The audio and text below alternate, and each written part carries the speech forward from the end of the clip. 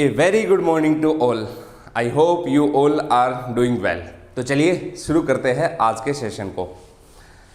A little progress each days adds up to big results. बिल्कुल सही कहा। एक दिन की जो मेहनत है वो एक दिन बहुत बड़ा धमाका करेगी। और इसी उम्मीद के साथ आप लोग की SCS की प्रीलिम्स की तैयारी अच्छे से चल रही होगी, मैं उम्मीद कर सकता हूँ। और वो एक कहावत है ना कि बूंद बूंद से घड़ा भरता है। जब तक आप एक एक दिन की मेहनत नहीं करोगे, एक एक घंटे को इन्वेस्ट अच्छे से नहीं करोगे, पढ़ाई पर नहीं लगाओगे, तब तक आप लोग की ये तैयारी नहीं होने वाली है। इसी उम्मीद के साथ आप लोग पढ़ते रहिए, अच्छी चीज़ें करते रहिए। तो लास्ट क्लास के अंदर हम लोगों ने हरियाणा ज्योग्राफी को लगभग 90% कवर कर लिया था। 10% जो फैक्चुअल इन्फॉर्मेशन है, जैसे नेशनल हाईवे हुआ, जैसे फॉर एग्जांपल कोई नहर हुई, तो वो उनके नोट्स में है ना आप लोग को प्रोवाइड करवा दूंगा। वो उसमें ज़्यादा कुछ ऐसी कुछ खास चीज़ है नहीं। आज की क्लास के अंदर हम लोग एक नया टॉपिक कवर करेंगे, एक नया सब्जेक्ट स्टार्ट करेंगे हरियाणा का, और वो है हरियाणा की पॉलिटी। हरियाणा की पॉलिटी को समझने से पहले आप लोग को ये जानना ज़रूरी है कि हरियाणा की फॉर्मेशन कैसे हुई, हरियाणा का उदय कैसे हुआ। देखो, मैं आप लोग को एक पॉइंट बताता हूँ। कोई भी नया स्टेट जब बनता है तो ऐसा नहीं बोल सकते कि यार एक साल के अंदर ये सारी घटनाएं हुई और उसमें ये स्टेट बन गया। अगर आप लोग एग्जाम्पल देखते हो किसका, आंध्र प्रदेश का, तो चेतन सर ने आप लोग को पढ़ाया है डिटेल के अंदर कि रीऑर्गेनाइजेशन ऑफ स्टेट्स कैसे कैसे हुआ। तो ये जो आंध्र प्रदेश स्टेट है, इसके पीछे भी एक लंबा आंदोलन चला। सेम स्टोरी आपको हरियाणा की दिखाई देगी। संत फतेह सिंह का वर्ग दिखाई देगा आपको, पंजाब इन सबको लेकर आपको तारा सिंह जी की रिपोर्ट दिखाई देगी, सर्वदल सम्मेलन दिखाई देगा। तो ये एक बहुत लंबा टाइम पीरियड चला। और ये जो टाइम पीरियड था, इस टाइम पीरियड पे आपको दिखाई देगा कि यहाँ पर भाई एक के बाद एक पंजाब से हरियाणा अलग होना चाहिए, हिंदी बेल्ट के लिए ये होना चाहिए, पंजाबी के लिए यहाँ तक चीज़ें होनी चाहिए। वो पूरा का पूरा डेवलपमेंट आप लोग को दिखाई देगा। आज की क्लास के अंदर वही आप लोग समझोगे। शुरू करने से पहले मैं आप लोग को एक छोटी सी स्टोरी सुनाता हूँ। देखो, हिस्ट्री से ही जुड़ी हुई है और उसको जोड़ना है अपने फॉर्मेशन ऑफ हरियाणा के साथ। ईस्ट इंडिया कंपनी यहाँ पर आती है, और जब ये यहाँ पर आती है तो बहुत सारी यूरोपियन पावर्स इंडिया में थी। पुर्तगाल थे, डच थे, इंग्लिश थे, डेनिश थे, फ्रांस थे। मॉडर्न हिस्ट्री में आप लोग पढ़ोगे, भरत सर आपको कराएंगे। तो ब्रिटेन ने क्या किया, सबसे पहला काम तो इनको डिफीट करना शुरू किया, हराना शुरू किया। बैटल ऑफ सवाली, बैटल ऑफ बेदरा, बैटल ऑफ वांडीवास, इन सब के अंदर इनको हरा दिया। जब इनको साइड में कर दिया, फिर अगला स्टेप क्या हुआ, अगला कदम ये हुआ कि अब जो इंडिया के अंदर ये सभी की सभी जो पावर्स है, जो रीजनल पावर है, क्षेत्रीय जो शक्ति है, उनको हम लोग हराना शुरू करते हैं, उनका एनेक्सेशन करना शुरू करते हैं। इसी तर्ज पर आपको दिखाई देगा पंजाब के साथ सर्जन अर्जन की संधि की जाती है। जब पंजाब के साथ ये सर्जन अर्जन की संधि की गई तो उस टाइम पे हरियाणा जो ये थोड़ा बहुत अलग क्षेत्र था, इसको या पंजाब को आप बोल दो, कोई दिक्कत नहीं है। ये जो पंजाब हरियाणा का क्षेत्र था, इसको किसने मिला लिया, ब्रिटिश ने अपने टाइम पे मिला लिया। पंजाब का पूरा बैकग्राउंड समझोगे वो वहाँ पर आप लोग देख लेना। 1803 के आसपास ब्रिटेन ने हरियाणा का एनेक्सेशन कर लिया, आप ऐसा बोल सकते हो, क्योंकि हम लोग हरियाणा पढ़ रहे तो वही देखेंगे। उसके बाद देखो क्या हुआ, टाइम पीरियड बीतता गया। 1832 का टाइम पीरियड आया, और ये जो 1832 का टाइम पीरियड था, इस टाइम पीरियड पे देखो 1803 के अंदर इसको ईस्ट इंडिया कंपनी में मिला दिया गया। 1832 के टाइम पीरियड पे ट्रांसफर कर दिया गया नॉर्थ वेस्टर्न फ्रंटियर या north western provinces of British India. British Bharat का तो नॉर्थ वेस्ट फ्रंटियर था। आज के टाइम पे बात करूं, जैसे फॉर एग्जांपल अपना कानपुर वाला रीजन, ये इसका मेन हेड हुआ करता था। यूनाइटेड प्रोविंसेस जो है, संयुक्त प्रांत जो है, उसमें नॉर्थ वेस्ट फ्रंटियर जो है, नॉर्थ वेस्ट प्रोविंसेस जो है, उत्तर पश्चिमी प्रांत, उसका इसको हिस्सा बना दिया गया। कब? 1832 में। 1832 के बाद स्टोरी देखो कैसे शुरू होती है। फिर स्टोरी आएगी आपकी 1858 की, और उस 1858 की स्टोरी में क्या हुआ देखो, यहां पर 1803 के अंदर ईस्ट इंडिया कंपनी ने, ब्रिटिश ईस्ट इंडिया कंपनी ने किसमें मिला लिया, इसको अपने अंदर मिला लिया। सर्जन अर्जन की ट्रीटी आप लोग हिस्ट्री में देखते हो। 1832 के अंदर इसको ट्रांसफर कर दिया गया नॉर्थ वेस्ट फ्रंटियर के अंदर। अब आप लोग एक चीज जानते हो, 1848 से लेके 56 तक एक थ्योरी आती है डलहौजी की, डॉक्ट्रिन ऑफ लैप्स, विलय की नीति या व्यवगत का सिद्धांत। इस डॉक्ट्रिन ऑफ लैप्स में क्या था कि अगर किसी का कोई सक्सेसर नहीं है, किसी का कोई उत्तराधिकारी नहीं है, तो उस रीजन को मिला लो। 3 तरीके के स्टेट बांट दिए गए। हालांकि ऐसा इसका ज़्यादा कोई पंजाब से लेना देना है नहीं, लेकिन इसका 1858 के एक्ट से लेना देना है। और इसी के तर्ज पर या बहुत सारे रीजन इकट्ठा हुए, कारण इकट्ठा हुए, और इन्हीं सब के स्टेटस के ऊपर, इनके आधार के ऊपर, दर्जे के आधार पर अपने यहाँ पर 1857 का रिवोल्ट शुरू हो गया। 1857 की क्रांति या 1857 का विद्रोह शुरू हो गया। ये जो 1857 का रिवोल्ट था, इस रिवोल्ट के रिजल्ट में आपको दिखाई देगा 1858 का जो एक्ट आया, उस 1858 के एक्ट के अंदर कुछ चेंजेस किए गए। किसके अंदर? आज का जो हरियाणा है, पंजाब है, उसके अंदर। और देखते हैं क्या चेंजेस किए गए, वो एक बार आप लोग को देखना है। देखो, जो 1858 था, the state including most of the territory of Haryana state was included in Punjab, but during the independence the demand of Haryana started to arise. इसके अंदर ये हुआ कि यार, एक तो पहले बोल दिया कि हम कोई भी नए स्टेट को एनेक्स नहीं करेंगे, उसका डॉक्ट्रिन ऑफ लैप्स की पॉलिसी उसके ऊपर लागू नहीं करेंगे, जबरदस्ती नहीं मिलाएंगे उसको, उस पॉलिसी को ही हम लोग खत्म कर रहे हैं। और ये जो अपना हरियाणा का कुछ पार्ट है, जो नॉर्थ वेस्ट फ्रंटियर का हिस्सा माना जाता था, उसको किसके अंदर मिला रहे हैं? उसको हम लोग मिला रहे हैं पंजाब के अंदर। 1858 से ही हरियाणा पंजाब का हिस्सा हो गया। लेकिन 1858 से लेकर 1947 तक एक लॉन्ग ड्यूरेशन में ना तो पंजाब के लोग एक्सेप्ट कर पाए। आप लोग भाई बड़े भाई हो, देखो आज की क्लास में कोई ऐसी चीज़ नहीं बोलूँगा जिससे किसी को कोई चीज़ बुरा लगे, इस टाइप की चीज़ें हो। मैं सिर्फ हिस्ट्री या हिस्टोरिकल बैकग्राउंड बता रहा हूँ किसका, हरियाणा का। 1858 से लेके 1947 तक ये जो टाइम पीरियड था, इस दौरान बड़े बड़े आंदोलन हुए, फास्ट हुए, व्रत हुए, अलग अलग जगहों पर डिमांड रखी गई अलग अलग चीज़ों की। तो आपको जैसे संत फतेह सिंह का व्रत, तारा सिंह जी की रिपोर्ट, ये सारी की सारी चीज़ें आप लोग हिस्ट्री के अंदर देखते हो। जब ये चीज़ें आप लोग को दिखाई देगी हिस्ट्री के अंदर, तो एक चीज़ समझ में आएगी कि कोई भी नया स्टेट जो बनता है वो एक दिन की डिमांड पर नहीं हो जाता। ये आज की क्लास के अंदर, हरियाणा की क्लास के अंदर आपको देखने को मिलेगा। 1947 तक यही चीज़ें चलती रही। उसके बाद फिर अलग अलग तरीके की चीज़ें आती है, जैसे फजल अली, धर कमेटी, जेवीपी कमेटी और फजल अली कमीशन आया। इन्होंने अपनी रिपोर्ट दी और फिर फाइनली आगे चलकर हुकुम सिंह कमेटी की रिपोर्ट आती, शाह कमीशन बनता है और फिर फाइनली अपना क्या होगा, अलग हरियाणा स्टेट बनेगा। तो अब एक बार इसको हम लोग आगे की तरफ समझते हैं। 1858 के अंदर इसको किसका पार्ट बना दिया गया? इसको पार्ट बना दिया गया पंजाब का। अब थोड़ा सा बैकग्राउंड आप लोग अगर मुस्लिम लीग पर डालते हो तो आपको पता है 1906 के अंदर मुस्लिम लीग बनी। जब 1906 के अंदर मुस्लिम लीग बनी तो आज के टाइम पे भी अगर आप लोग देखते हो, उस टाइम पे भी पंजाब और अपना बंगाल, ये 2 स्टेट, 2 प्रोविंसेस ऐसे हुआ करते थे जहां पर कौन हुआ करती थी? मुस्लिम मेजोरिटी हुआ करती थी, अच्छी खासी मुस्लिम लोग बराबर होते थे हिंदुओं के, तो उनके भी कहीं ना कहीं पर्सनल इंटरेस्ट छुपे होते थे। अब 1909 का जब आप लोग एक्ट देखते हो तो इसी के अंदर आपको दिखाई देगा कि सेपरेट इलेक्टोरल किया गया। किसके लिए? मुस्लिम के लिए।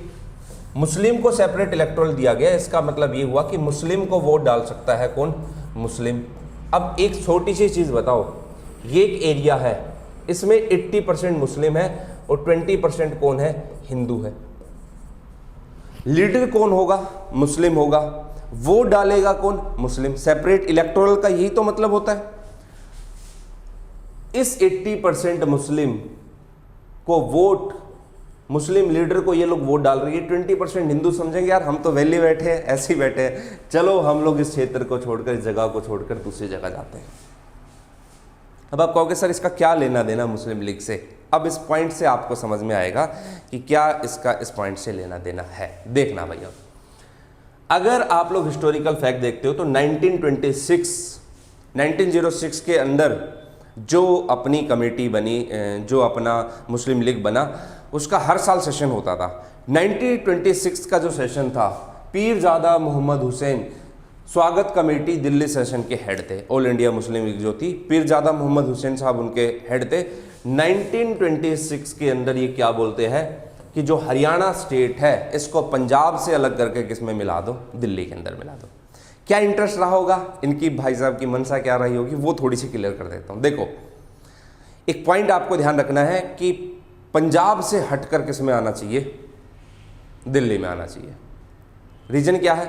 अब आप एक चीज देखो, दिल्ली के आसपास का रीजन देखो उस टाइम का, गुरुग्राम, मेवात, पलवल, फरीदाबाद, आज का बता रहा हूं मैं, लेकिन ये पूरा का पूरा रीजन, यहाँ पर मुस्लिम बेल्ट अच्छी खासी थी, मुस्लिम कम्युनिटी अच्छी खासी थी। और आपको पता है कि अगर ये पंजाब का इस वाले पंजाब तक रहा तो इनके इंटरेस्ट हो सकता है उस पंजाब के साथ छुपे हो, तो क्यों ना इसका ही पार्टीशन करवा दिया जाए और इसको किस में मिलवा दिया जाए, दिल्ली के अंदर। एक मंशा ये भी रही कि दिल्ली मेन सेंटर है, तो हम लोग की वर्किंग कमेटी भी वहाँ से काम कर रही है, तो इन लोग के इंटरेस्ट भी हम लोग के साथ जुड़े हुए होंगे। वो एक अलग पंजाब है, उसकी डिमांड तो ये लोग कर ही रहे हैं।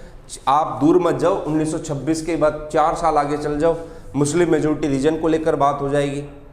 इकबाल जैसे व्यक्ति आएंगे, चौधरी रहमत अली जैसे व्यक्ति आएंगे और कहेंगे मुस्लिम मेजोरिटी रीजन होना चाहिए। हालांकि उनकी वैसी कोई मंशा नहीं थी, लेकिन आपको ये ध्यान रखना है कि 1926 के अंदर ये पीरजादा मोहम्मद साहब जो थे, जो चेयरमैन थे स्वागत कमेटी के दिल्ली सेशन के, ये डिमांड रखते हैं एनेक्सेशन की, हरियाणा रीजन को पंजाब से हटाकर किसमें मिला दिया जाए, दिल्ली के अंदर मिला दिया जाए।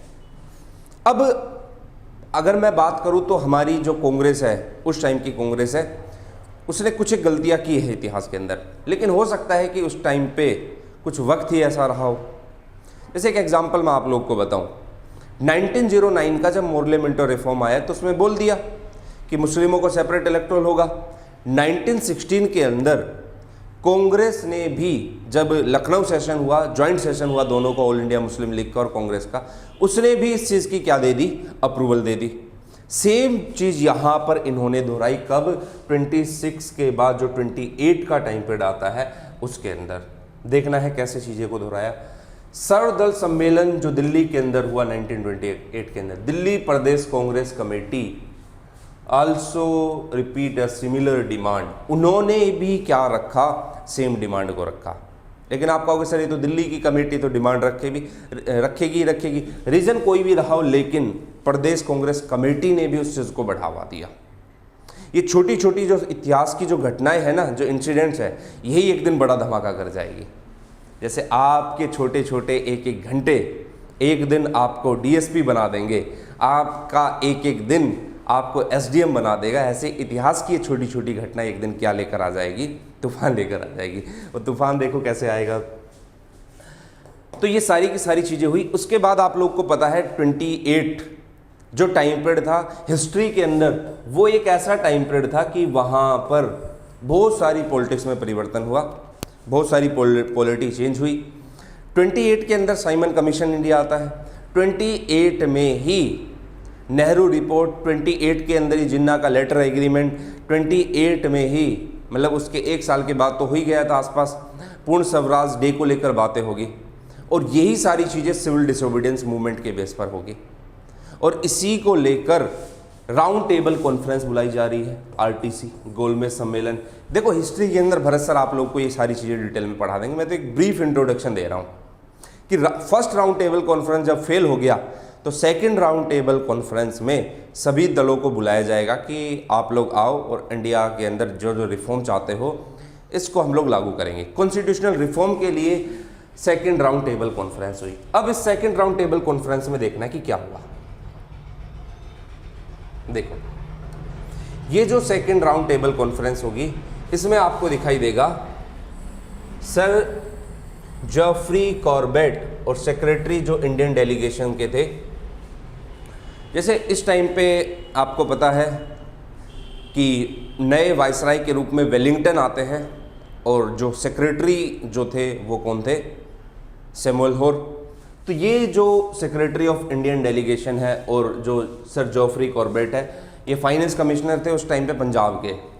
Reorganisation of Punjab boundary separation of Ambala division, तो इस सेकंड राउंड टेबल कॉन्फ्रेंस में जब ये लोग पार्टिसिपेट करते हैं तो इन्होंने कहा कि जो अंबाला डिवीजन है, अब डिवीजन का मतलब क्या होता है मैं आपको थोड़ा सा ये बताता हूँ। डिवीजन का मतलब होता है कि अंबाला और उसके आसपास के कुछ डिस्ट्रिक्ट, कुछ छोटे छोटे जिलों को मिलाकर एक बड़ा संभाग बना दिया, एक बड़ा पार्ट बना दिया। उसको क्या कहेंगे हम लोग? डिवीजन कहेंगे। जैसे उस टाइम पे नारायणगढ़ वगैरह का रीजन हुआ, उस टाइम पे अंबाला के आसपास का कुछ और एक छोटा क्षेत्र हुआ। ये इस पूरे क्षेत्र को मिलाकर क्या बनना चाहिए? अंबाला डिवीजन बनना चाहिए। तो ये इनकी डिमांड रही, मतलब ये अपर रीजन है, ये अलग होना चाहिए। ये सारी की सारी बातें होती है कब? सेकंड राउंड टेबल कॉन्फ्रेंस में, जो 1931 के अंदर हुई। तो अब देखो, जोफ्रे कॉर्बेट साहब जो थे वो फाइनेंस कमिश्नर थे।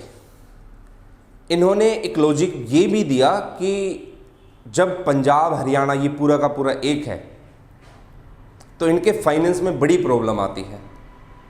आप सोच सकते हैं कि अगर कोई व्यक्ति एक पोस्ट पर है तो अपने वाला तर्क जरूर देगा, फैक्ट जरूर देगा। अगर फॉर एग्जांपल मान लो मैं XYZ सब्जेक्ट अच्छा पढ़ाता हूँ तो मैं उस सब्जेक्ट को सबसे ऊपर रखूँगा, ठीक है। आपका वो सब्जेक्ट है तो आप उसको ऊपर रखोगे। तो इन्होंने भी फाइनेंस की चीज़ें अच्छी रखी। हालांकि बेतुका सा जो है मैंने बता दिया आप लोगों को। तो ये जो पंजाब वाला रीजन है इसको सेपरेट किया जाना चाहिए अंबाला डिवीजन से। और अंबाला कोई छोटी डिवीजन नहीं है, अंबाला एक अच्छी खासी डिवीजन है। और उस अंबाला डिवीजन के अंदर जैसे आपका जगाधरी होगा, नारायणगढ़ हो गया, पंचकुला, अंबाला, इसका पार्ट हो गया, ये क्षेत्र है। और अंबाला एक ऐसा क्षेत्र है कि वहाँ पर पंजाबी बोलने वाले भी और वहाँ पर हिंदी बोलने वाले भी। देखो तो सेकंड राउंड टेबल कॉन्फ्रेंस हो गई, लेकिन धीरे धीरे हम लोग आगे बढ़ रहे हैं, लेकिन नतीजा कुछ निकला नहीं। 31 के बाद जो अगला साल आता है 32, उसमें देखो क्या हुआ।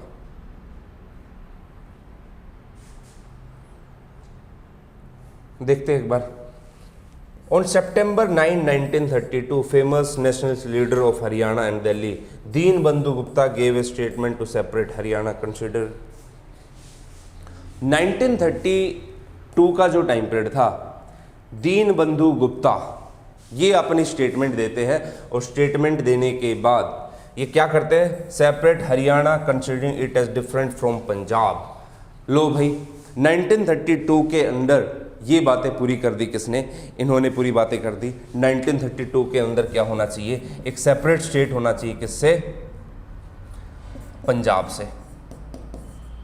और देखो ये जो भी अपनी रिपोर्ट दे रहे, कोई भी लेटर लिख रहे हैं, तो इनका मानना ये था कि जैसे रोहतक का रीजन हुआ, गुड़गांव का रीजन हुआ, करनाल का रीजन हुआ, कांगड़ा का रीजन हुआ, हिसार का रीजन हुआ, अंबाला का हुआ, नारायणगढ़, जगाधरी हुआ, इनकी बात ये लोग करते थे, ना कि आज का जो पूरा हरियाणा है। आपको पता है जब हरियाणा बना था तो उस टाइम पे हमारे पास 7 ही डिस्ट्रिक्ट थे, आज 22 डिस्ट्रिक्ट है। तो ये जो मेन रीजन है, हिंदी बेल्ट है, उसको लेकर ये लोग बातें करते थे, डिमांड रखते थे पंजाब से अलग किया जाए। सेम चीज़ें है ना पंजाब के अंदर चल रही थी, वो चाहते थे कि इसको इनको अलग करो, ना हम लोग उनको अपना रहे ना वो लोग हम लोग को अपना रहे। तो ये प्रॉब्लम यहाँ पर दिखाई देगी। तो 1932 के अंदर सेपरेट करने की बात की, और किसने? दीनबंधु गुप्ता ने। आपको ज़्यादा फैक्चुअल इन्फॉर्मेशन पे नहीं जाना है, क्योंकि वो सारी चीज़ें मैं नोट्स में प्रोवाइड करवा दूंगा, सिर्फ स्टोरी को सुनते हुए चलना है। 1932 के बाद कौन सा टाइम पीरियड आता है वो एक बार समझना है। देखो 1932 के कुछ टाइम तक, कुछ सालों तक चीज़ें क्या रही? बिल्कुल शांत रही। 1932 के बाद जो 1946 आया, 1946 के अंदर जो पट्टाभी सीतारमैया जी थे, उन्होंने अपनी एक स्पीच दी, ऑल इंडिया लिंग्विस्टिक कॉन्फ्रेंस। देखो ये जो 46 का टाइम पीरियड था, इसको एक बार समझना है। 1946 में अभी जो अपना देश है वो आज़ादी के बिल्कुल नज़दीक है, और इस टाइम पे बहुत सारे स्टेट, इंडिया के जो बहुत सारे स्टेट है, क्योंकि इस टाइम पे 14 स्टेट थे। ये जो स्टेट है, देखो जैसे ब्रिटेन की गवर्नमेंट ने इनको 4 पार्ट में बांटा, पार्ट ए के स्टेट, पार्ट बी के, पार्ट सी के और पार्ट डी के। कुछ के अंदर वो आते थे जहां पर गवर्नर जनरल वायसराय का रूल है, कुछ को चीफ कमिश्नर रीजन रखा, कुछ को एक इंडिपेंडेंट स्टेट के रूप में ऐसे देखा गया। तो ये पार्ट ए, बी, सी और डी के स्टेट है। इसको बाइफरकेट किया किसने? ब्रिटेन की ब्रिटिश गवर्नमेंट ने। 1946 से ही लगातार हर स्टेट, और खासकर वो स्टेट जिन्होंने एक लंबा आंदोलन इसके पीछे चलाया, वो चाह रहा है कि हमारी जो बोली है, हमारी जो भाषा है, लिंग्विस्टिक जो है, उसके बेस पर एक स्टेट बनाया जाए। तो यहाँ पर आप लोगों को दिखाई देगा कि एक लिंग्विस्ट कॉन्फ्रेंस होती है, कहाँ पर? दिल्ली में। और कौन? पट्टाभी सीतारमैया। ये वही पट्टाभी सीतारमैया है जो अभी आगे चलकर जेवीपी कमेटी जो बनेगी उसमें एज ए मेंबर नजर आएंगे। ये वही पट्टाभी सीतारमैया है जो सुभाष चंद्र बोस जी से 1939 का जो त्रिपुरी सेशन हुआ था उसमें हारे थे, और गांधी ने फिर स्टेटमेंट दी थी कि ये पट्टाभी की हार नहीं, ये मेरी हार है। तो इन्होंने एक लिंग्विस्टिक कॉन्फ्रेंस की, कहाँ पर? दिल्ली के अंदर, और इस डिमांड को क्या किया? जस्टिफाइज किया। धीरे धीरे चीज़ें बढ़ती जा रही है। अभी तो प्रॉब्लम हुई नहीं है शुरू, अभी तो अब टाइम पीरियड आएगा जब प्रॉब्लम शुरू होगी। अब यहां पर 46 के बाद आपको एक चीज दिखाई देगी, दूसरे स्टेट, जैसे एक एग्जांपल मैं बात करूं, आंध्र प्रदेश को लेकर आंदोलन तेज हो जाएंगे, और उस आंध्र प्रदेश की लहर कहां तक नजर आ जाएगी? हरियाणा तक। हरियाणा के बड़े बड़े लीडर के दिमाग में भी ये चलता आएगा कि अब हमें भी अपना एक क्या बनाना चाहिए? एक नया स्टेट बनाना चाहिए। तो लो भाई, उनके दिमाग में भी वो चीज़ें आ जाएगी। तो आंध्र प्रदेश के अंदर आंदोलन चल रहा है, और आंध्र प्रदेश के इस आंदोलन को देखते हुए इवन जो गुजरात वाला रीजन जो है, वहाँ पर मराठी बोलने वाले जो लोग हैं वो भी छोटे मोटे आंदोलन कर रहे हैं। दक्षिण हरियाणा के अंदर तो चल ही रहा है, गुजरात के अंदर भी चल रहा है, हरियाणा के अंदर भी ये ऐसी चीज़ें दिखाई देगी कि हिंदी भाषी बोलने वाले और पंजाबी बोलने वाले क्या होने चाहिए? अलग होने चाहिए। मतलब हम किसी भी आधार पर मैच नहीं करते, क्योंकि हम लोग पंजाबी नहीं बोल सकते, वो लोग हिंदी नहीं बोल सकते, ठीक है। तो जैसे एक एग्जांपल मैं आप लोगों को देता हूँ, हरियाणा वालों को हम लोग को पंजाबी में एक ही चीज़ आती है, कित्थे जा रहा सी, और पंजाबी वालों को हरियाणवी में एक ही चीज़ आ रही है, के कर रहे हो आप। एक मजाक है भाई ये चीज़। तो ये बड़ी प्रॉब्लम थी लैंग्वेज की। तो ये भी तर्क दिया गया कि भाई बोलने वाले हैं, कल्चर अलग है उनका, हमारा कल्चर अलग है।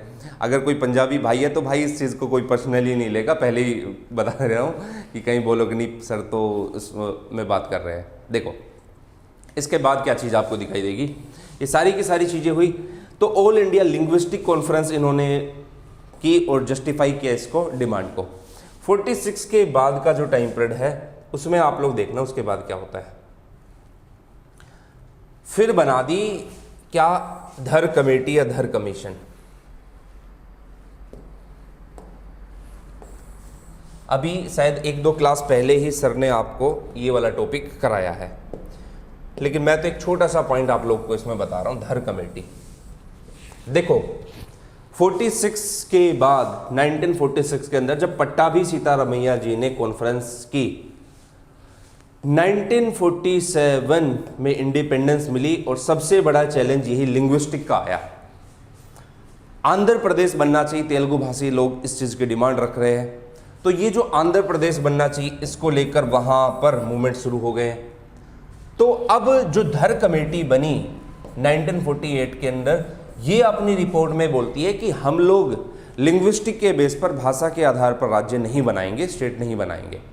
और ये जो रिपोर्ट है ये ऐसा नहीं कि सिर्फ आंध्र प्रदेश को लेकर है, ये अगर हरियाणा में भी कोई छोटा मोटा आंदोलन मूवमेंट वगैरह हो रहा है, पंजाब रीजन में भी, तो ये मना कर रहे हैं। भाषा के आधार पर, लैंग्वेज के बेस पर स्टेट नहीं बनाएंगे, और लैंग्वेज के बेस पर स्टेट ना बनाने का एक रीजन है। और वो रीजन क्या है? अगर हम लोग लैंग्वेज के बेस पर स्टेट बनाते हैं तो यार इस चीज़ का क्या मतलब हुआ कि हम अपने कल्चर को प्रोटेक्ट कर रहे हैं, हम एक सेकुलर कंट्री की तरफ आगे बढ़ रहे हैं। हमारा जो प्रियम्बल है फिर उसकी क्या रिलेवेंस रह गई? प्रस्तावना, जिसके अंदर हम लोग बात करते हैं यूनिटी इंटीग्रिटी की। तो आप क्या है, देश को तोड़ रहे हो। तो धर कमेटी ने साफ मना कर दिया और कहा कि अगर स्टेट बनना चाहिए तो एडमिनिस्ट्रेटिव बेसिस पर बनना चाहिए, प्रशासनिक आधार पर बनना चाहिए। ऐसे तो फिर ये होगा कि एक भाषी बोलने वाले लोग एक क्षेत्र में होंगे, दूसरी भाषा बोलने वाले लोग दूसरे क्षेत्र में होंगे, वो हमसे कटा हुआ समझेंगे, हम उनसे कटा हुआ समझेंगे। जैसे आज के टाइम पे आप लोग देखो जब आप लोग देखते हो तो नॉर्थ इंडिया वाले, साउथ इंडिया वाले, नॉर्थ इंडिया में हम लोग जो है, हम लोग को साउथ इंडिया वाले सारे मद्रासी लगते हैं, चाहे कोई कहीं का भी हो, लेकिन अगर वो साउथ इंडिया का तो हम लोग बोलेंगे मद्रासी है। साउथ इंडिया वाले को ऊपर वाले सारे पंजाबी लगते हैं। जैसे अगर मैं बात करूं तो आपको कोई आंध्र का व्यक्ति मिल गया, आंध्रा का व्यक्ति मिल गया, आपको कोई तमिलनाडु का व्यक्ति मिल गया, तो वो कितना ही समझा ले कि भाई मद्रास अलग है और आंध्रा का ये वाला रीजन अलग, अच्छा मद्रासी हो ठीक है, उससे कम चल जाएगा। इन लोगों को क्या लगता है, इन लोगों को लगता है कि अच्छा बोल दिया भाई हम तो यूपी से है, अच्छा पंजाबी हो ठीक है। तो ये प्रॉब्लम यहाँ पर आपको दिखाई दे सकती है कि यार जब तक ये सारी चीज़ें रहेगी तब तक हम इंटीग्रिटी वाला कॉन्सेप्ट कैसे लागू कर पाएंगे, जो हम लोग प्रीएम्बल में बोल रहे हैं, unity and integrity of nation, राष्ट्र की एकता अखंडता। तो धर कमेटी ने मना कर दिया। देखो होता क्या है, जब कोई एक आंदोलन होता है ना, तो वो सरकार के ऊपर देखता है कि सरकार की रिपोर्ट में क्या आएगा, और सरकार मना कर देती है तो उसी के बेस पर आंदोलन को तेज कर देता है। तो धर कमेटी की रिपोर्ट आई, धर कमेटी ने मना कर दिया, एडमिनिस्ट्रेटिव बेसिस के ऊपर स्टेट नहीं बनेगा तो वहाँ पर धीरे धीरे और आंदोलन शुरू हो गया।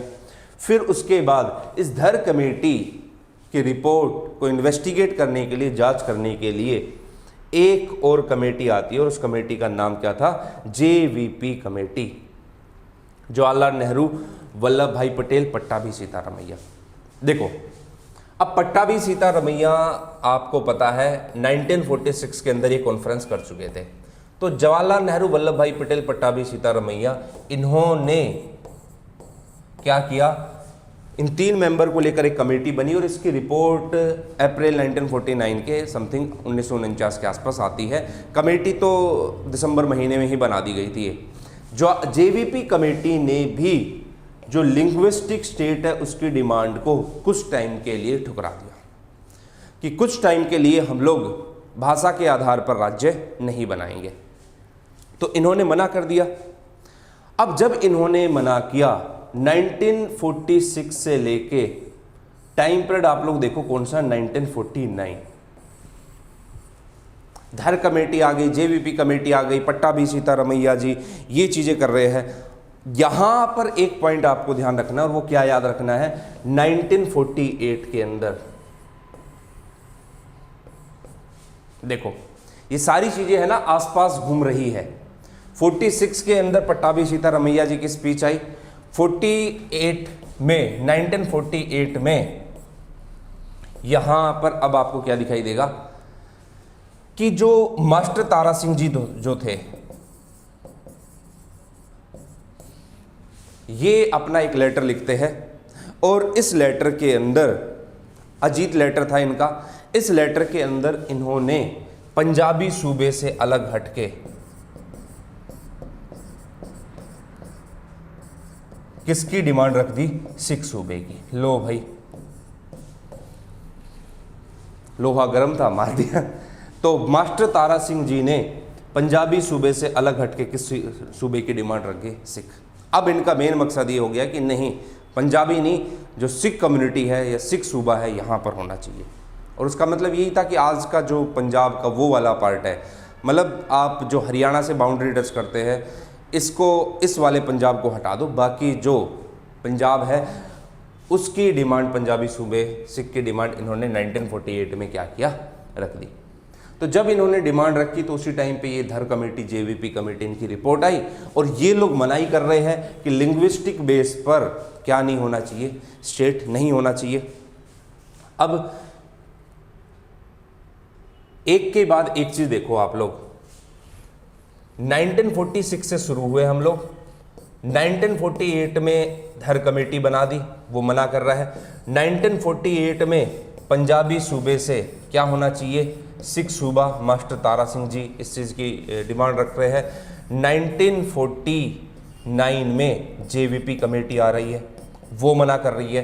तो ये 48 और 49 का जो टाइम पीरियड था, ऐसा टाइम पीरियड था जहां पर हरियाणा भाषी, मतलब हिंदी भाषी हरियाणा के लोग को और पंजाबी को ये लगने लग गया कि अब हमारी डिमांड पूरी नहीं होगी, इसलिए आंदोलन को थोड़ा तेज किया जाए। तो जब देखो 1948 से ही मैं आप लोग को बता देता हूँ 6 सूबे की डिमांड उठती है। फिर हम लोग एक फॉर्मूला लेकर आते हैं और उस फॉर्मूले का नाम क्या था, सच्चर फॉर्मूला। तो हम लोग इन सारी चीज़ को नहीं अपना रहे हैं, तो नहीं अपना रहे हैं तो उसके कंटेक्स्ट के बाद कौन सा फॉर्मूला आएगा, सच्चर फॉर्मूला।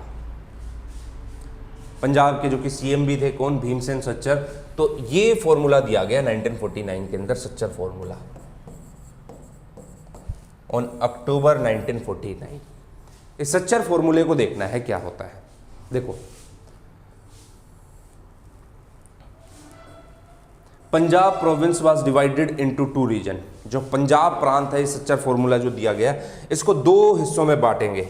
एक तो होगा पंजाबी रीजन और दूसरा कौन सा होगा, हिंदी रीजन होगा। पंजाबी रीजन को आपको समझना है और हिंदी रीजन को समझना है, सच्चर फॉर्मूला।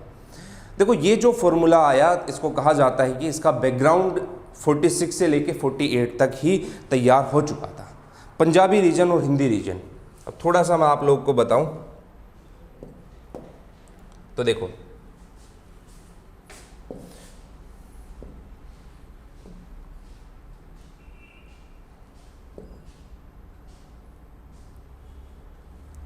एक सेकंड रुकना भाई, ये तो पीछे चले गए हम लोग।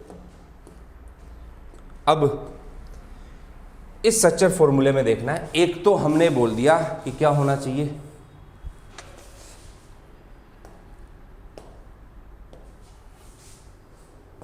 पंजाबी रीजन, और एक कौन सा होना चाहिए, अपना हिंदी रीजन।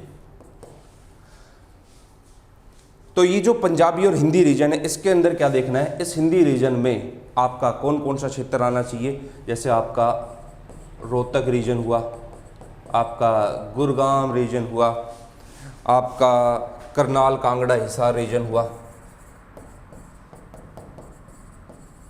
करनाल कांगड़ा हिसार रीजन। उसके बाद अंबाला, नारायणगढ़ और जगाधरी जो यमुनानगर में पड़ता है वो होना चाहिए। तो रोहतक, गुड़गांव, करनाल, कांगड़ा, हिसार, अंबाला, नारायणगढ़ उस टाइम पे, और जगाधरी ये होना चाहिए। इस जो हिंदी है इसकी जो भाषा होगी, ये जो हरियाणवी क्षेत्र है इसकी भाषा हिंदी होगी। पंजाब की गुरमुखी लिपि होगी, और यहाँ पर इस हिंदी के अंदर ये कर दिया गया कि इसकी जो दूसरी सेकंड ऑफिशियल लैंग्वेज होगी वो कौन सी होगी, सेकंड लैंग्वेज इसकी पंजाबी होगी। अब यहाँ पर सारी चीज़ें ठीक थी, लेकिन कुछ एक प्रॉब्लम यहाँ पर थी, और ये भी किया गया कि प्री यूनिवर्सिटी तक हिंदी में पढ़ाई कराई जाएगी। कुछ सिलेबस के अंदर चेंजेस होगा, सरकारी स्कूल में शिक्षा का माध्यम स्कूल के संचालक जो है, स्कूल के जो डायरेक्टर जो है वो डिसाइड करेंगे।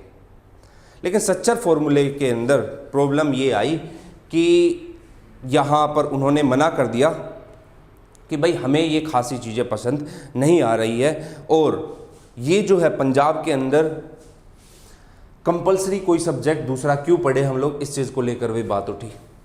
तो बहुत बड़ा दबाव है और ये सच्चर फॉर्मूला काफ़ी बदनाम भी हुआ। तो इसके बाद एक चीज़ आप लोग और देखना कि यहाँ पर अगर आप लोग देखते हो, जैसे हिंदी और पंजाबी रीजन, हिंदी जो है हिसार, रोहतक, गुरुग्राम, करनाल, अंबाला, महेंद्रगढ़, कोहिस्तान, संगरूर, शिमला, कांगड़ा, ये वाला।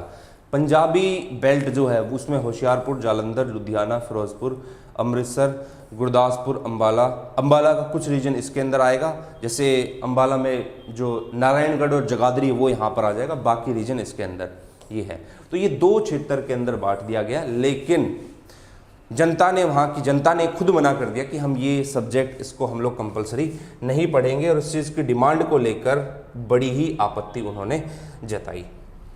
तो यहाँ तक ये चीज़ें हुई। सच्चर फॉर्मूले को कुछ खास अचीवमेंट नहीं मिली। जब सच्चर फॉर्मूले को खास अचीवमेंट नहीं मिली तो धर कमेटी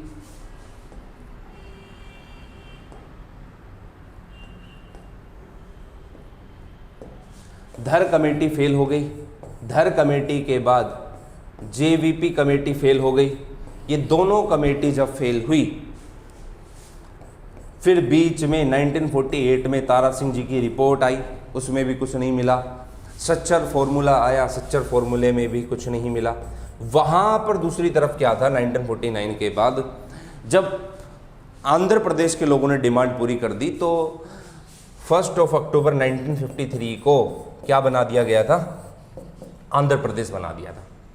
जब आंध्र प्रदेश बन गया लिंग्विस्टिक बेस पर पहला स्टेट, तो हरियाणा की भी उम्मीद तेज़ हो गई कि भाई जब वो बन सकता है तो अपना हरियाणा स्टेट भी बन सकता है। तो इनकी जब उम्मीद तेज हुई तो यहाँ पर भी फास्ट होंगे, यहाँ पर भी आंदोलन होंगे, और वो कैसे कैसे होंगे वो सारे के सारे हमें देखने हैं। देखो 1 अक्टूबर 1953 को आंध्र प्रदेश बना।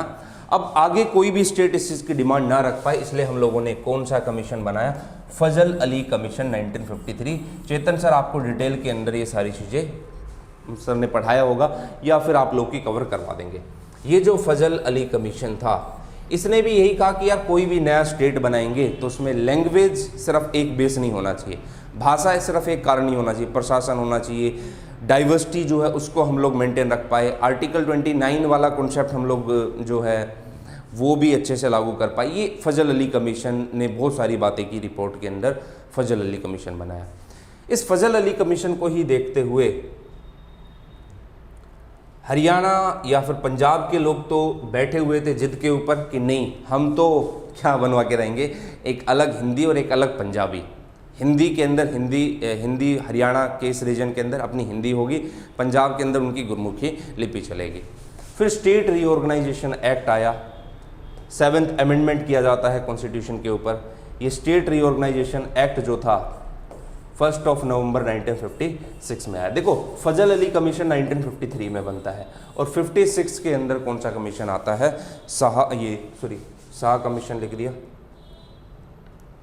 एक बार भाई, ये चेंज हो गया है थोड़ा सा, हाँ रीजनल फॉर्मूला, थोड़ी स्लाइड आगे आ गई है, देखना भाई। ये जो स्टेट रीऑर्गेनाइजेशन एक्ट है ये कब आया, 1 नवंबर 1956 को। 1956 के अंदर स्टेट रीऑर्गेनाइजेशन एक्ट आया और कॉन्स्टिट्यूशन में एक अमेंडमेंट होता है 7th अमेंडमेंट 1956। और इस टाइम पे हमारे पास 14 स्टेट और यूनियन टेरिटरी कितनी थी, 6 यूनियन टेरिटरी। लेकिन पंजाब और हरियाणा का अब तक कुछ खासी चीज़ हुई नहीं है। प्रॉब्लम क्या थी, ये जो स्टेट रीऑर्गेनाइजेशन एक्ट आया या फजल अली कमीशन बना, मेन बड़ी प्रॉब्लम ये दिखाई दी कि जो अपना पंजाब है उस पंजाब को क्या रखा गया, ज्यों के त्यों रखा गया, उसमें कोई बड़ा परिवर्तन नहीं दिखाई दिया। और जब इस पंजाब के अंदर कोई बड़ा परिवर्तन नहीं दिखाई दिया तो भाई यहाँ पर और डिमांड उठेगी। फिर इसके तर्ज पर एक रीजनल फॉर्मूला आता है। देखो लंबी स्टोरी है, आप लोग ऐसे मत सोचना कि भाई एक ही क्लास के अंदर कवर हो जाएगा। फिर कौन सा फॉर्मूला आया, रीजनल फॉर्मूला। ये क्यों लाया गया, ड्यू टू फेलियर ऑफ, मतलब फेलियर का मतलब है कि हरियाणा के लोग इसको फेलियर बोलते हैं। कौन सा, फजल अली कमीशन।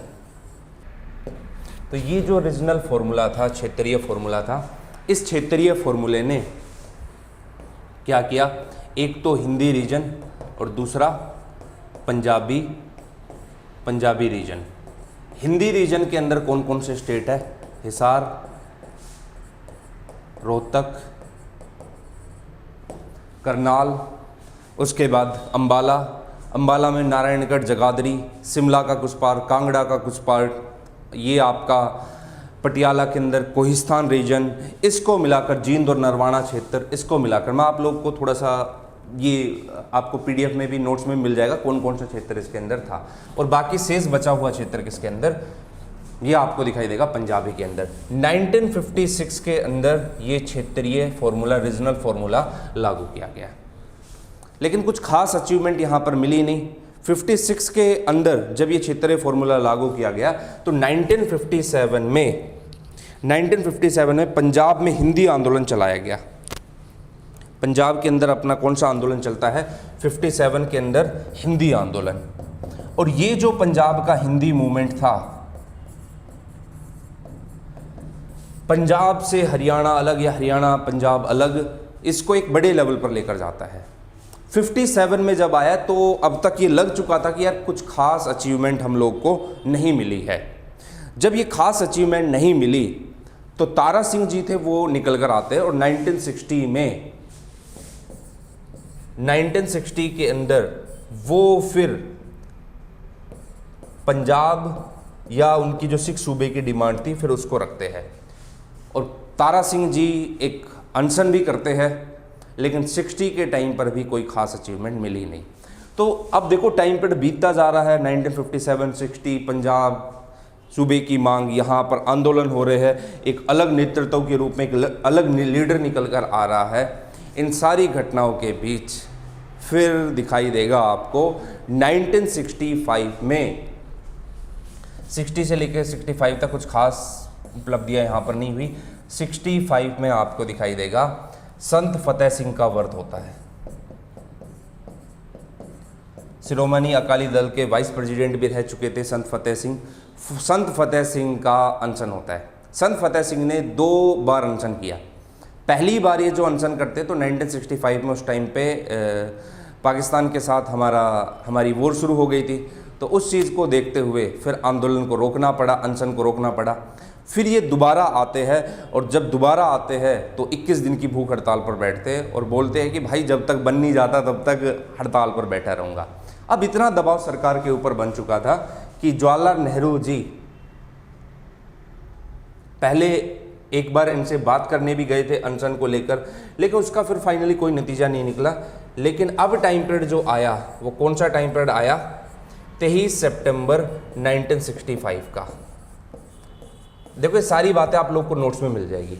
ये जो 1965 का टाइम पीरियड था, इस टाइम पीरियड पे क्या हुआ, सरकार ने देखा कि 1960 से लेके 65 तक ये 2 साल ऐसे हैं कि इसमें एक बड़े लीडर के रूप में मास्टर तारा सिंह जी दिखाई दे रहे हैं और दूसरे बड़े लीडर के रूप में आपको कौन नज़र आ रहे हैं, दूसरे बड़े लीडर के रूप में फतेह सिंह जी, संत फतेह सिंह जी। ये दोनों के दोनों बड़े लीडर के रूप में दिखाई दे रहे हैं और इनका लगातार अनशन चल रहा है। और फाइनली 23 सितंबर 1965 को दबाव में आकर इन चीज़ों को देखते हुए क्या कर दिया गया कि भाई अब क्या होगा, अब तो सिर्फ एक ही चीज़ होगी कि अब जो है हम लोग एक पार्लियामेंट्री कमेटी बनाएंगे, संसदीय समिति बनाएंगे और इस मामले की जांच करेंगे, आप अनशन तोड़ दो और आपकी डिमांड को हम पूरा करते हैं। अब ये पार्लियामेंट्री कमेटी बननी थी और ये पार्लियामेंट्री कमेटी जो बनी वो किसकी अध्यक्षता में बनी, उस टाइम पे हमारे जो स्पीकर साहब थे हुकुम सिंह, उनकी अध्यक्षता के अंदर एक पार्लियामेंट्री संसदीय कमेटी बनती है। ये संसदीय कमेटी अपनी रिपोर्ट देती है, ये इस पूरे मामले की जांच करती है और जांच करने के बाद उन्होंने अपनी रिपोर्ट दी। मतलब अब तक ये तय हो चुका था कि हाँ हरियाणा स्टेट को हमें बनाना है। तो पार्लियामेंट्री कमेटी की रिपोर्ट आती है, उस रिपोर्ट के बाद फिर ये हुआ, हमने एक कमीशन बनाया जिस कमीशन का नाम क्या था, साहा कमीशन। कौन सा कमीशन, साहा कमीशन। एक सेकंड रुकना, साहा कमीशन। ये जो साहा कमीशन था, जो हमारे जज साहब है justice JS Shah, JC Shah, उनकी अध्यक्षता में ये बना साहा कमीशन। और इस साहा कमीशन के 3 मेंबर थे, एक तो खुद जस्टिस JS साहब थे, एक हमारे दत्त साहब थे और दूसरे फिलिप साहब थे। तो साहा कमीशन 3 मेंबर कमेटी बनी और इसने अपनी रिपोर्ट दी और रिपोर्ट के अंदर फिर finally Punjab reorganisation act pass किया गया और बाउंड्री कमीशन पास किया गया और फिर फाइनली इसके रूप में गठन हो गया, एक नए हरियाणा स्टेट के रूप में गठन हो गया। तो आपको ये पूरा बैकग्राउंड समझना है कि हरियाणा का जो गठन हुआ वो किस कमीशन की रिपोर्ट के बेसिस पर हुआ, साहा कमीशन। या 1 नवंबर 1966 को जो हरियाणा स्टेट बना, तो हरियाणा स्टेट उस टाइम पे जो उसके 60 डिस्ट्रिक्ट थे वो किसकी रिपोर्ट के ऊपर बेस्ड थे, साहा कमीशन की रिपोर्ट के ऊपर बेस्ड थे। अब आपको वो सब नहीं पढ़ना कि भाई क्या कहते हैं कि किस दिन व्रत किया, व्रत किस दिन तोड़ा, पानी किस दिन पिलाया, नहीं यार, वो है ना ये जो अपने कांस्टेबल वगैरह की तैयारी करते वहाँ तक ठीक है। यहाँ पर आपको एक कंप्लीट हिस्टोरिकल बैकग्राउंड समझना कि कैसे कैसे रिपोर्ट है। हाँ, ये पूछ सकता है कि शाह कमीशन में कौन मेंबर नहीं था। एक तो जस्टिस जैस साहब थे, एक दत्त साहब थे, एक फिलिप साहब थे। तो ये 3 मेंबर थे। सारी चीज़ें आप लोग को नोट्स के अंदर मिल जानी है। कौन कौन से क्षेत्र है इसके अंदर वो आपको ध्यान रखने हैं। तो 7 डिस्ट्रिक्ट आपको किसकी दिखाई देगी? शाह कमीशन की दिखाई देगी। इस 7 डिस्ट्रिक्ट में कौन कौन सी है और उसके बाद कौन कौन सी डिस्ट्रिक्ट बनती है वो सारी हम लोग देखेंगे। अभी के टाइम पे कितने डिस्ट्रिक्ट है? 22 है। तो एक बार देखते हैं कि जब बना तो इसकी रिपोर्ट के अनुसार हमारे पास कितने डिस्ट्रिक्ट थे और आज कितने कितने हैं। एक बार आप लोग ये देखना, देखो 1 नवंबर 1966 को 7 डिस्ट्रिक्ट बने। अंबाला, रोहतक, महेंद्रगढ़, गुरुग्राम, गुड़गांव, करनाल, हिसार और जींद। अगर आप लोग देखते हो तो जनरली आपको ये वही 7 डिस्ट्रिक्ट दिखाई देंगे जो जिसकी डिमांड लगातार ही हिंदी भाषी को लेकर होती आ रही है। हाँ, इसके अंदर शिमला, कांगड़ा जो रीजनल फॉर्मूला वाला जो पॉइंट था उस रीजनल फॉर्मूले को वाली चीज़ों को लागू नहीं किया। और दत्त साहब ने तो ये तक भी कहा खरड़ और चंडीगढ़ भी इसके अंदर नहीं शामिल होगा। खैर वो एक अलग चीज़ है। तो 7 डिस्ट्रिक्ट अपनी बन गई। कौन कौन सी? अंबाला, रोहतक, महेंद्रगढ़, गुड़गांव, फिर करनाल, हिसार और अपनी कौन सी? जींद। एक बार देख लेते हैं मैप के अंदर, आप लोग देखना।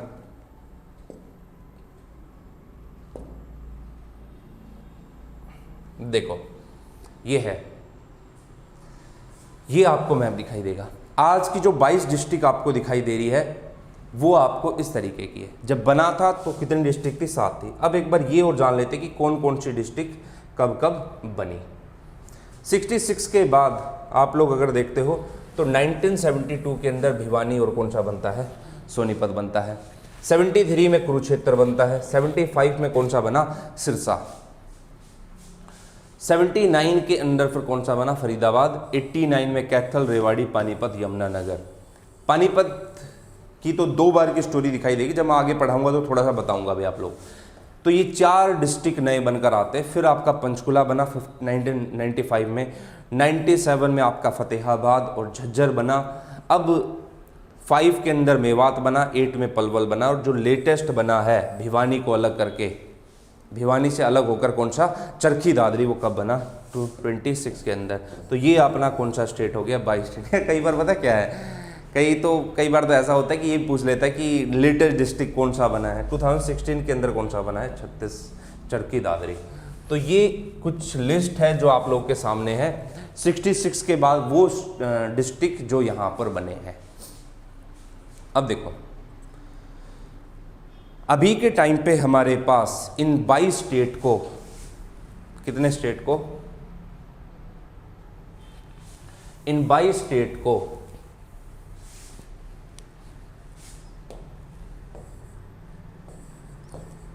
सॉरी 22 डिस्ट्रिक्ट को, स्टेट बोल रहा हूं भाई मैं क्योंकि ज़्यादा स्टेट याद आता है। 22 डिस्ट्रिक्ट को 6 डिवीजन में बांटा गया है।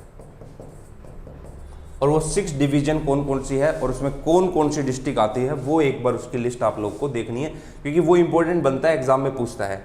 अब आप उसको ऐसे ही ध्यान रख सकते हो कि अगर आपको मैप पता है हरियाणा का तो मैप के बेसिस पर आप उसको ध्यान में रख सकते हो।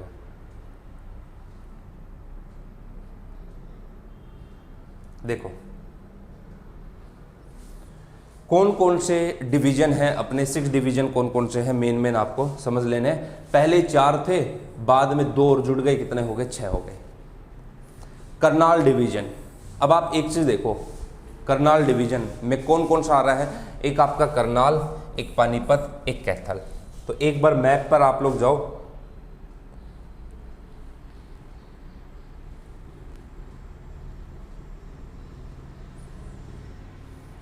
ये हो गई अपनी करनाल डिवीजन। कौन सी डिवीजन? करनाल डिवीजन, पहली डिवीजन। करनाल, कैथल और पानीपत, इन 3 को मिलाकर ये अपनी कौन सी हो गई? पहली डिवीजन हो गई। ठीक है, इस डिवीजन के अंदर अपने कितने डिस्ट्रिक्ट शामिल है? अपने 3 डिस्ट्रिक्ट शामिल है। अगला देखो, ये है ना, इतने इजीली से याद हो जाएंगे आपको कि आप नियर बाई के देख लो कि फरीदाबाद डिवीजन है तो फरीदाबाद में कौन कौन सा है, फरीदाबाद, पलवल और नूह। अंबाला डिवीजन है तो अपर पार्ट देख लो अंबाला का, एक साइड पंचकुला है, एक साइड यमुनानगर और नीचे की तरफ कौन सा है, कुरुक्षेत्र है। देखो करनाल हो गया, करनाल के नजदीक में ऊपर की तरफ जो कुरुक्षेत्र है, कुरुक्षेत्र तो किस में आ जाएगा, अंबाला डिवीजन में। एक तरफ आपको कैथल दिखाई देगा, एक तरफ आपको कौन सा दिखाई देगा, पानीपत दिखाई देगा। पानीपत से जो नीचे सोनीपत आता है वो रोहतक डिवीजन में आता है। तो ये करनाल में कैथल और पानीपत। अंबाला देखते हो तो अंबाला बीच में है, अंबाला के एक तरफ आपको क्या नजर आएगा, यमुनानगर, और एक तरफ पंचकुला नजर आएगा, और नीचे की तरफ कुरुक्षेत्र। आप ऐसे मैप में भी देख सकते हो, ये है अंबाला, अंबाला के इस साइड पंचकुला, इस साइड यमुनानगर और इस साइड क्या है, कुरुक्षेत्र। ये हो गई अपनी कौन सी division, Ambala division. Rohtak division, Sonipat, Rohtak, Jhajjar, Bhiwani, Dadri.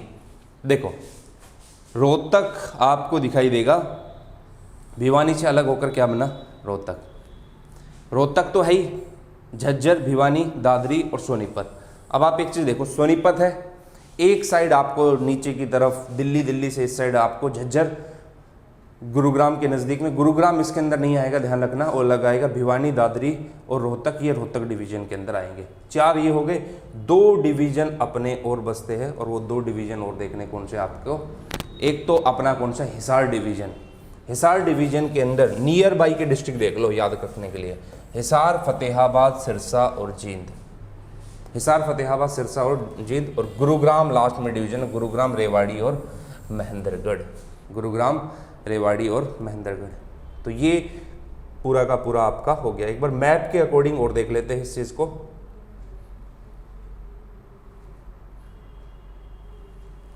Map के अकॉर्डिंग और देखना एक बार आप लोग।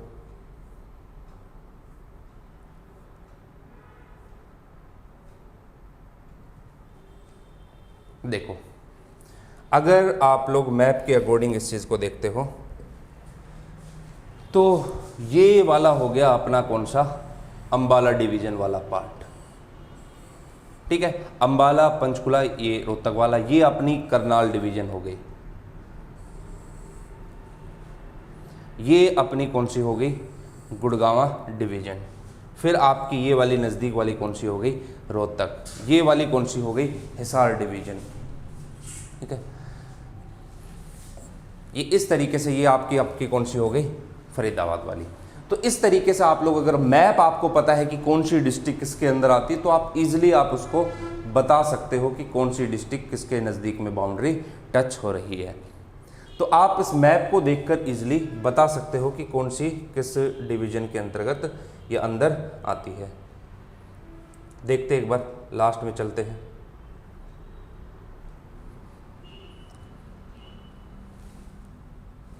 अब 6 डिवीजन हो गई। अब इस 6 डिवीजन के अंदर कितनी डिस्ट्रिक्ट बनी हुई है, अपनी 22 डिस्ट्रिक्ट, 22 डिस्ट्रिक्ट्स बनी हुई है। जब बना था तो कितनी डिस्ट्रिक्ट थी, 60 डिस्ट्रिक्ट थी। तो ये कुछ डेवलपमेंट हुआ जिसमें हमें दिखाई दिया कि हरियाणा का डेवलपमेंट या हरियाणा की फॉर्मेशन एक नए स्टेट के रूप में कैसे कैसे होती है। अब आपको मैंने पूरी स्टोरी बताई है, कब, जब हमारी सर जी अर्जन की ट्रीटी हुई 1803 से लेके अब तक की स्टोरी, और आपको इसी वे में ध्यान रखना है। एक बार मैं पूरी क्लास का रिकॉल रिवीजन करवा देता हूँ। 1803 के अंदर ब्रिटिश ईस्ट इंडिया कंपनी का पार्ट बन गया ये। 1832 के अंदर एक अलग north west frontier, north west province का पार्ट, कानपुर का पार्ट दिखाई देगा। 1858 के अंदर पंजाब के अंदर मिला दिया गया। 1926 के अंदर पीरजादा मोहम्मद हुसैन साहब इसकी अलग डिमांड रखेंगे दिल्ली में मिलाने की, क्यों उनके इंटरेस्ट थे वो पूरी स्टोरी मैंने आप लोगों को बताई है। 26 बीत जाने के बाद जब 1928 आया तो दिल्ली वर्किंग कमेटी, कांग्रेस की जो वर्किंग कमेटी थी, वो भी इसको इजाज़त दे देती है। 31 जो आया तो कॉर्बेट साहब जो थे फाइनेंस कमिश्नर, और सेक्रेटरी साहब जो थे, वो भी इस चीज़ को एक डिमांड के तौर पे एज रखेंगे। जब ये सेकंड राउंड टेबल कॉन्फ्रेंस हुई तो उसके बाद जो आगे का टाइम पीरियड आपको दिखाई देगा कि यहाँ पर हम इसको इंडिपेंडेंस के बाद अगर हम लोग देखते हैं तो हमारे यहाँ धर कमेटी बनी, JVP कमेटी बनी, फजल अली आयोग बनाया, और ये सब मना कर देते कि भाषा के आधार पर, लैंग्वेज के बेस पर स्टेट नहीं बनेगा। तो जब इन्होंने मना कर दिया तो उसी बीच हम लोग एक फार्मूला तैयार करते हैं जिसका नाम था सच्चर फार्मूला। सच्चर फार्मूले ने हिंदी और पंजाबी क्षेत्र के अंदर बांट दिया, गुरमुखी लिपि होगी, प्री यूनिवर्सिटी तक पढ़ाई करवाई जाएगी।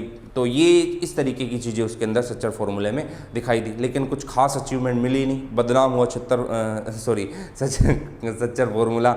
उसके बाद राज्य पुनर्गठन अधिनियम, स्टेट रीऑर्गेनाइजेशन एक्ट आया, उसने भी पंजाब को ज्यों के त्यों रखा।